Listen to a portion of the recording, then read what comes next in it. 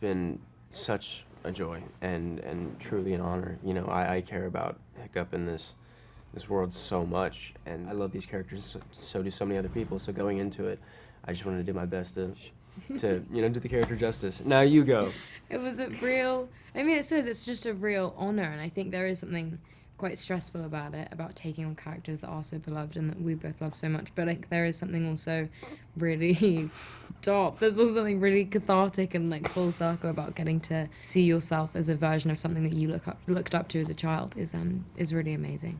Stepping into it for the first time, I can't look at you while we do this. Okay, go ahead. Stepping into it for the first time was great. I mean, I remember the first time we were together and we went into the arena and we went into... I didn't even do anything that time. That's you. And we went into the village. There was a version of this movie where they could have just CG'd everything. And so I think the fact that they made such hyper-realistic practical sets. I mean, there was one day where they even had a fish... Stop, I'm going to finish this. They had a fish...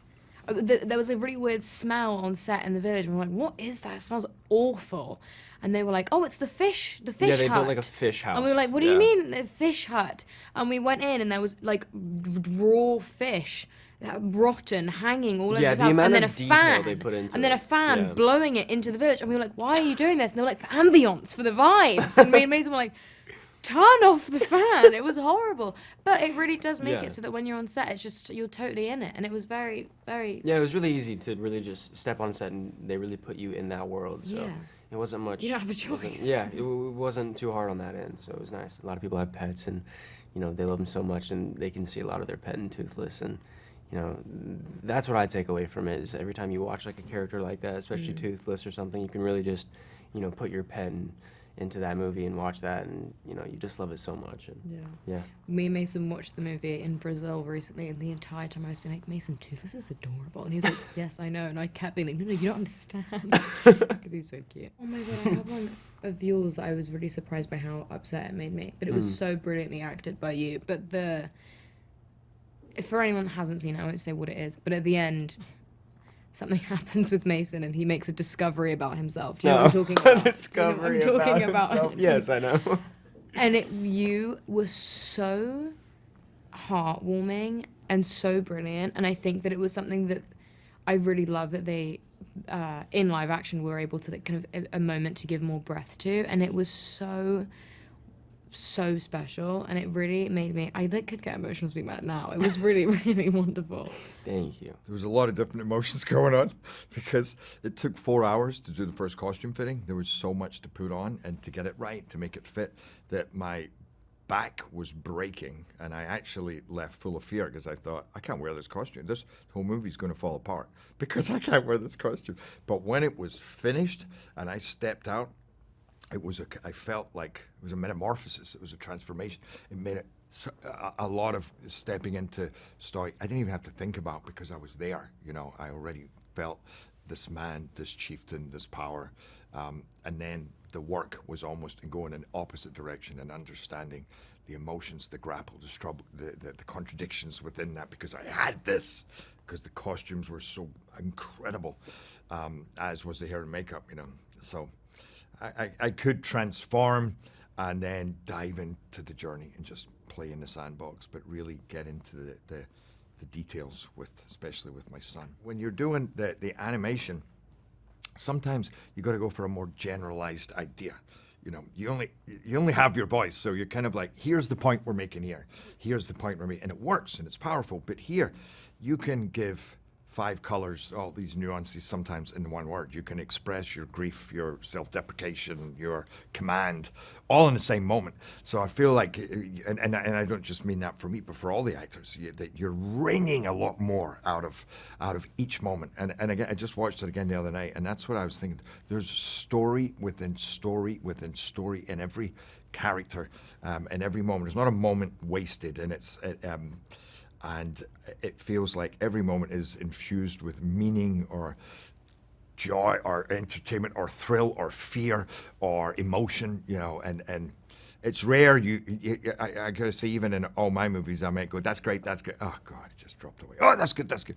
This movie never drops. You know, you're always engaged, compelled, moved, and that was great to be a part of that challenge. Dean took me around and said, here's the biggest Viking ship ever built. And here's your Great Hall, which felt like a mini skyscraper, and look, here's the arena, which felt like the Colosseum, and here's Berk, and then you see them all dressed up and lit and filled with life and breathing, and the heart is pumping, and all this. It is, you don't get. I've never had those opportunities before to transport so much into a world, and. Like, if that's happening for me, I 100% know that when that world is augmented and finished, then the audience are going on such a ride, such an incredible ride. Is Lionheart one word? Dragonheart. No, he's courageous, sensitive, and loyal. For me, the first thing I shot was in the training arena, and I hadn't really seen. I'd seen the outside of it, and I hadn't seen much of it, and then I had like a big dialogue-heavy scene my first day, and then I got onto the set, and they open these huge, massive doors, which apparently they found the wood that they used to make the doors in the bottom of the sea in Belfast Harbour. So you can't really see it, but if you look at the doors, all the wooden doors have little barnacles on. And you just look at them thinking, this is amazing, it's incredible.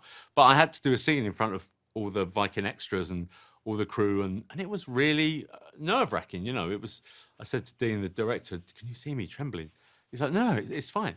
But it's a lot, it's a lot to, I think you have to kind of wrangle that part of your brain, which is the bit that's traditionally used to keep you alive if you come across like a male gorilla in the jungle or a wolf, it's the bit that says run. I think you have to learn to harness that and tell it that it's fine, you're all right, you're fine, you're not a real dragon. I don't know if this is true, but I think Toothless he's like a lovely big cat, and I think people love cats. I love cats, certainly, and I think that's why I like Toothless so much. It's just Dean scrolling Instagram, I think. I don't think they set out to just watch. It was Dean watching cat videos. There's a scene when me and Gerard are in the Great Hall, and he's addressing the Vikings, and then they all file out, and then we kind of pan across to see Gobber's left, and they have like a big conversation about, you're not going to be around to protect him every day. I loved shooting that. I love the fact it was just me and Gerard and Dean, and we sat and we talked about it for ages, and we rehearsed it, and we were like, well, maybe we were, but it felt like we were making a film, even though the hall was enormous, and you kind of, if you were to stop and look around, you get a real sense of the size of it. But once it's just you and the other actors and the director and the DOP, and you're doing that kind of walk in terms of this, I stand here, and then you come through here, and that felt amazing. And then, I'm a fan of actors. I love to work with actors, and I love to watch what they're doing. And there is a part of me that if I do my work right, if I do enough planning, I don't seem to have to act. It just happens, My brain just does it, which allows me to look out through my eyes at Gerard Butler acting, and I'm like, that's Gerard Butler acting. I can enjoy his performance at the same time, And I love that. That's why I really like that scene. I was nervous. I don't know about you guys. I was, I grew up with these films, and I loved them. So I guess everything was kind of, I was like a little kid inside, but outside I was quite cool, calm, and collected. Yeah, you came across super. Yeah, thanks, man. Thanks, I appreciate it. We started on the biggest set, and we sort of worked our way down, sort of. Not no, because then we went to the. Then we went to the village. Yeah. Oh. So actually, we started on it was a roller big coaster. sets, Yeah. But it was sort of like the most daunting ones earlier on. And it kind of felt like, in a way, in the nicest way possible, like we were touring the sets. I remember we did the tour, and they're like, yeah, we've had like 1,000 guys like working on this village, and there's like 90,000 different house panels, and you go, yeah, my job doesn't feel as important right now because how much effort and like heart and soul is going to so many moving parts. And like the tapestries and things like that. It's like amazing, like hand woven tapestries. Like the history of the Berk and stuff. And so I think even just like stepping into that world where how much skill and like love has gone into every single component. It was like, better remember my lines. Yeah. And sometimes they did. It was like, for me, I don't know about anyone else, but it was like equal parts the most fun time I've had with the character and also deeply terrifying because characters are so near and dear to us. It was interesting trying to find thread the needle of bringing enough heart into it from the originals and also making it our own. Yeah, no, it was totally that. Yeah. And like, it's nice coming to something, because you always end being quite fond of your character, I think, but coming to something and you already love them. Yeah. It was like wonderful. It's such a treat. I loved putting on my wig as well. Oh, You in that wig. I loved it. It was so much Wigs fun. are the best. Yeah. And there was quite a big process of that wig, wasn't there? There was a process Yeah. that we will not speak on. we will not speak on. Just trying to make each other giggle. That's Yeah. sort of it. It's just like knowing what was lovely is like very early on, like knowing what would sort of make each other go. And Yours trying to then was- do that. Yeah. Yeah. Yeah. Which I'd love you to do on camera too. And I'm not trying to flatter anyone, but these are very good people, and it was very enjoyable. And I think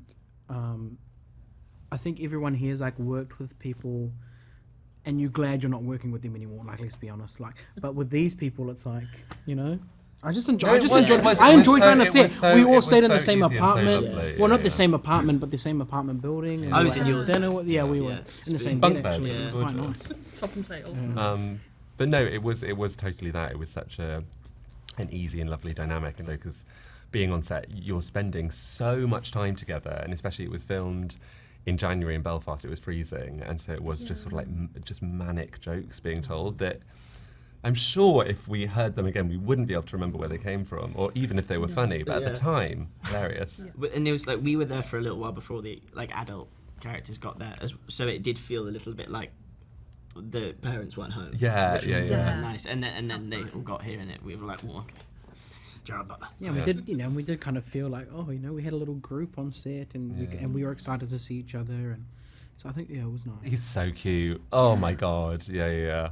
It's so I love my favorite scene with him is when it's like Mason slowly trying to like befriend him, and it just being that kind of that slow build. It's gorgeous. Yeah, I think me and my girlfriend, we watched it together, and there's like this one scene in the film where he kind of puts his foot, or I guess his paw, up on the ledge, and it just looks so cute. He's just got like this chunky little paw, so that's probably my favorite part. Yeah. It's like a giant cat. I just want to buy that. It is bizarre to come from an animation background where we draw and we paint and we sculpt things in the computer and make digital sets, to then film it for real where we actually build the sets. You can walk through them. You can be in a Viking village or a great hall, and you see all of these people in these incredible costumes.